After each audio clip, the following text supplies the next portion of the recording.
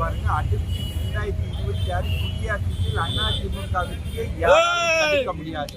அந்த அளவிலே அதிமுகவுடைய தொண்டர்கள் இன்னும் எழுச்சியாக இருக்கு. அது பொதுமக்களும் இவர்களை நம்பி ஏமாந்தது போதும் என்கின்ற நிலையிலே இன்றைக்கு இருக்கின்றார்கள். ஆகவே வருகின்ற தேர்தலை பொறுத்தவரை மீண்டும் மீண்டும் நம்பி நாங்கள் ஏமாற தயாராக இல்லை என்கிற ஸ்டாலின் அரசு மீது பகிரங்கமான வெறுப்பை உருவாக்கி நாம் பார்க்கும்போது கண்டிப்பாக குடியாத்தம் தொகுதி அடுத்து வருகின்ற தேர்தலில் அதிமுக ஆட்சி எடப்பாடியுடைய தலைமையில் அமையும். அதில் குடியாத்தம் கண்டிப்பாக வெற்றி பெறும் என்ற நிலையில் தான்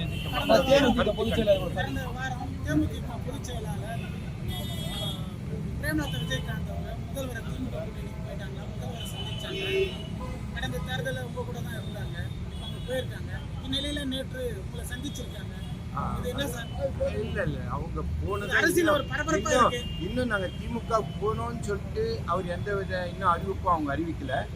அவங்க எங்களுடைய மாநாட்டில் தான் எங்களுடைய அறிவிப்பு இருக்குன்னு சொல்றாங்க. நேற்று மரியாதை நிமித்தமான சந்திப்பு தான் அங்கே எங்களுடைய பகுதியில் திருப்பத்தூர் பகுதியில் நாங்கள் எல்லாம் கட்சி தொண்டர்கள் எல்லாம் திரண்டிருக்கக்கூடிய நிலையில் அந்த பகுதியில் அவர்கள் வந்த நிலையில் அவர்கள் மரியாதை நிமித்தமாக சந்தித்தது கூட கண்டிப்பாக இந்த நம்முடைய எதிர்கால நன்மைக்காக தான் இருக்குமே தவிர, கட்சியுடைய நன்மைக்காக இருக்குமே தவிர, இதில் எந்த விதத்திலும் நீங்கள் வேறு ஏதாவது தவறாக புரிந்து கொண்டால் அது சரியாக அமையாது. ஆக பொறுத்தவரை எங்களை பொறுத்தவரையும் அது கூட்டணிக்கு வருவதற்கு நாங்கள் தயாராக அவர்கள் கூட்டணியில் சேர்த்து தயாராக இருக்கின்றோம். எம்நாடு செய்தி தொலைக்காட்சியை காணுங்கள். பாதகம் செய்பவரை கண்டால் நாம் பயம் கொள்ளலாகாது பாப்பா. மோதி மிதித்து விடு பாப்பா, அவர் முகத்தில் உமிழ்ந்து விடு பாப்பா. அண்மை செய்திகளை உடனுக்குடன் தெரிந்து கொள்ள இணைந்திருங்கள் எம்நாடு தொலைக்காட்சியுடன்.